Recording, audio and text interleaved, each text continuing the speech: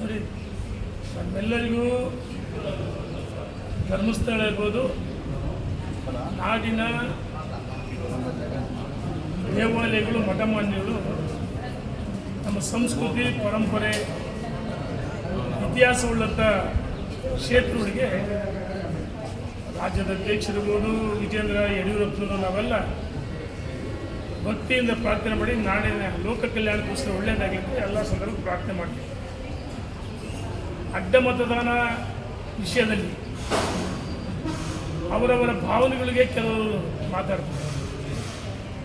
ಆದರೆ ಭಾಳಷ್ಟು ಜನ ಶಾಸಕರು ಸ್ವಯಂ ಪ್ರೇರಿತವಾಗಿ ನಾವು ಭಾರತೀಯ ಜನತಾ ಪಾರ್ಟಿ ಅಭ್ಯರ್ಥಿಗಳು ಮತ ಹಾಕಿದ್ದೀವಿ, ಮತದಾನ ಮಾಡಿದ್ದೀವಿ,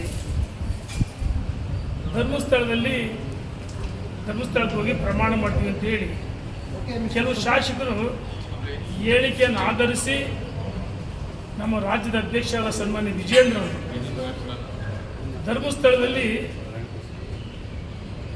ಧರ್ಮಸ್ಥಳ ಮಂಜಾ ಸನ್ನಿಧಿಗೆ ಪೂಜೆಯನ್ನು ಸಲ್ಲಿಸಿ ಆತ್ಮಸಾಕ್ಷಿಯಾಗಿ ನಾವೆಲ್ಲ ಶಾಸಕಾಂಗ ಸಭೆ ಮಾಡ ಅಂತ ಹೇಳಿದ್ದು ನಾವೆಲ್ಲ ಮಾಧ್ಯಮದಲ್ಲಿ ಗಮನಿಸಿದ್ದೀವಿ. ಪರ ವಿರೋಧ ಚರ್ಚೆ ಇರುತ್ತೆ. ವಿಜೇಂದ್ರವರು ಸ್ವಯಂ ಪ್ರೇರಿತವಾಗಿ ಧರ್ಮಸ್ಥಳಕ್ಕೆ ಭೇಟಿ ಕೊಡಬೇಕಂತ ಶಾಸಕಾಂಗ ಸಭೆ ನಡೆಸುವ ಉದ್ದೇಶ ಇಲ್ಲ. ಶಾಸಕರ ಭಾವನೆಗಳಿಗೆ ಪೂರಕವಾಗಿ ವಿಜೇಂದ್ರವರು ಹೇಳಿಕೆಯನ್ನು ಕೊಟ್ಟಿದ್ದರು. ಈಗಾಗಲೇ ನಮ್ಮ ರಾಷ್ಟ್ರೀಯ ಅಧ್ಯಕ್ಷರು ಭೇಟಿ ಮಾಡಿ ಅಡ್ಡ ಮತದಾನ ಯಾರು ಮಾಡಿದರೆ ಸಂಪೂರ್ಣ ಮಾಹಿತಿಯನ್ನು ಕೊಟ್ಟಿದ್ದಾರೆ. ಅವರು ಸಹ ನಮ್ಮ ರಾಷ್ಟ್ರೀಯ ನಾಯಕರು ಮಾಹಿತಿ ಇದೆ.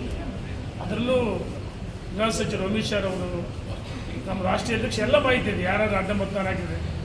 ಕೆಲವರು ಮೀಸಾಧಕರು ಹಣವನ್ನು ಪಡೆದು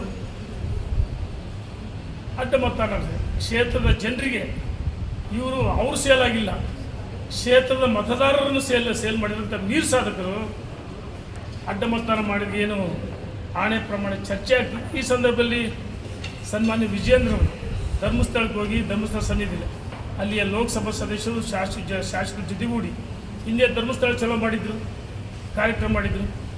ಈಗ ಧರ್ಮಸ್ಥಳಕ್ಕೆ ಭೇಟಿ ನೀಡಿ ಕೆಲವರು ಎಲ್ಲೋ ಒಂದು ಕಡೆ ವಿಜೇಂದ್ರ ರಾಜ್ಯದ ಅಧ್ಯಕ್ಷ ಆದಮೇಲೆ ಕೆಲವರಿಗೆ ಸಹಿಸೋಕ್ಕಾಗ್ತಾ ಇಲ್ಲ. ಅನಗತ್ಯವಾಗಿ ವಿಜೇಂದ್ರ ರಾಜ್ಯದ ಅಧ್ಯಕ್ಷ ವಿರುದ್ಧವಾಗಿ ಷಡ್ಯಂತ್ರ ಮಾಡ್ತಾವ್ರೆ. ಕಳೆದ 2 ವರ್ಷಗಳಿಂದ ನಿರಂತರವಾಗಿ ಕೆಲವು ಷಡ್ಯಂತ್ರ ಮಾಡ್ತಾವ್ರೆ. ಆದರೆ ವಿಜೇಂದ್ರ ಅವರು ಆತ್ಮಸಾಕ್ಷಿಯಾಗಿ ಕೆಲವರು ಮಾನ್ಯ ಮುಖ್ಯಮಂತ್ರಿ ಜೊತೆ ಒಳ ಒಪ್ಪಂದ ಅಥವಾ ಅವ್ರ ಬಿಸ್ನೆಸ್ ಇದೆ. ಒಂದು ಮಾಧ್ಯಮದಲ್ಲಿ ಈ ಹಿಂದೆ ಶಿವಮೊಗ್ಗ ಒಂದು ಮಾಧ್ಯಮ ಇಂಟರ್ವ್ಯೂ ಕೊಟ್ಟಂಥ ಸಂದರ್ಭದಲ್ಲಿ ವ್ಯಂಗ್ಯವಾಗಿ ಮಾತಾಡಿದ್ರು. ಆದರೆ ಅದನ್ನು ಕಟ್ ಮಾಡಿ ಅನಗತ್ಯವಾಗಿ ವೈರಲ್ ಮಾಡ್ತಾ ಇದ್ದಾರೆ. ಎಲ್ಲ ಒಂದು ಕಡೆ ವಿಜೇಂದ್ರ ಅವರಿಗೆ ಮುಖಕ್ಕೆ ಮಸಿ ಬೆಳಬೇಕೆಂದು ಷಡ್ಯಂತ್ರ ಈ ರೀತಿ ಆರೋಪ ಮಾಡ್ತಾರೆ ಕೆಲವರು. ಆದರೆ ರಾಷ್ಟ್ರೀಯ ನಾಯಕರಿಗೆ ಗೊತ್ತಿದೆ ವಿಜೇಂದ್ರ ರಾಜ್ಯದ ಅಧ್ಯಕ್ಷ ಆದಮೇಲೆ ಮೂಢಾಗರಣೆ ಇರ್ಬೋದು, ವಾಲ್ಮೀಕಿ ಹಗರಣ ಇರ್ಬೋದು, ಹೋರಾಟಗಳ ಮುಖಾಂತರ ರಾಜ್ಯದಲ್ಲಿ ಭಾರತೀಯ ಜನತಾ ಪಾರ್ಟಿಯನ್ನು ಕರ್ತಕ್ಕಂಥ ಕೆಲಸ ಮಾಡಿದರು. ಸನ್ಮಾನ್ಯ ಯಡಿಯೂರಪ್ಪನವರು ದಕ್ಷಿಣ ಭಾರತ ಕರ್ನಾಟಕದ ಅಧಿಕಾರಕ್ಕೆ ತಂದಂಥ ಒಬ್ಬ ಮಹಾನ್ ನಾಯಕ. ಯಡಿಯೂರಪ್ಪನವ್ರ ಮಗ ಅಂತ ವಿಜೇಂದ್ರ ಅಂತವ್ರಿಗೆ ಅಧಿಕಾರ ಕೊಟ್ಟಿಲ್ಲ. ವಿಜೇಂದ್ರ ಅವರು ಪಕ್ಷದ ಅನನ್ಯ ಜವಾಬ್ದಾರಿ ನಿರ್ವಹಿಸಿ ಭಾರತೀಯ ಜನತಾ ಪಾರ್ಟಿ ರಾಜ್ಯದ ಅಧ್ಯಕ್ಷ ಮಾಡಿದರೆ ಕೆಲವರು ಸಹಿಸೋಕ್ಕಾಗ್ತಲ್ಲ. ಆದರೆ ವಿಜೇಂದ್ರ ಅವರು ಹಳೆಬೇರು ಹೊಸ ಚಿಗುರು ಸೇರಿಸಿ ಮರ ಸೊಗದು ಹಾಗೆ ಎಲ್ಲರೂ ಒಟ್ಟಿಗೆ ವಿಶ್ವಾಸ ತೆಗೆದುಕೊಂಡು ಹೋಗ್ತಾರೆ, ಪಕ್ಷವನ್ನು ಕಟ್ತಾ ಇದ್ದಾರೆ. ಅದಕ್ಕೆಲ್ಲ ಷಡ್ಯಂತ್ರ ಮಾಡ್ತಾರೆ. ಆದರೆ ಯಾವುದನ್ನು ಲೆಕ್ಕಿಸದೆ ವಿಜೇಂದ್ರ ಅವರು ಜಗ್ಗಲ್ಲ, ಬಗ್ಗಲ್ಲ, ಕುಗ್ಗಲ್ಲ. ಹಾಗಾಗಿ ಧರ್ಮಸ್ಥಳ ಮಂಜಾ ಸನ್ನಿಧಿಗೆ ಅನಗತ್ಯವಾಗಿ ಸಾಮಾಜಿಕ ಜಾಲತಾಣ ಮಾಧ್ಯಮದಲ್ಲಿ ಇದು ಚರ್ಚೆ ಆಗ್ತದೆ. ಪ್ರಾಮಾಣಿಕ ವಿಜೇಂದ್ರ ಅವರು ಭಾರತೀಯ ಜನತಾ ಪಾರ್ಟಿ 2 ಜನ ವಿಧಾನ ಪರಿಷತ್ ಸದಸ್ಯ ಆಯ್ಕೆ ಆಗಬೇಕು ಮತ್ತು ಏನು JDS ಅಭ್ಯರ್ಥಿಗೆ ಮತವನ್ನು ಕೊಡಿಸ್ತಕ್ಕಂಥ ಪ್ರಯತ್ನವನ್ನು ಮಾಡಿದರು. ಕೆಲವರು ಅಪಪ್ರಚಾರ ಮಾಡ್ತಾರೆ. ಅದಕ್ಕೋಸ್ಕರ ಧರ್ಮಸ್ಥಳದ ಮಂಜಾಸ್ವಾಮಿ ಸನ್ನಿಧಿ ಆಶೀರ್ವಾದವನ್ನು ಪಡೆದು ಲೋಕ ಕಲ್ಯಾಣಕ್ಕೆ ಒಳ್ಳೆಯದಾಗಲಿ.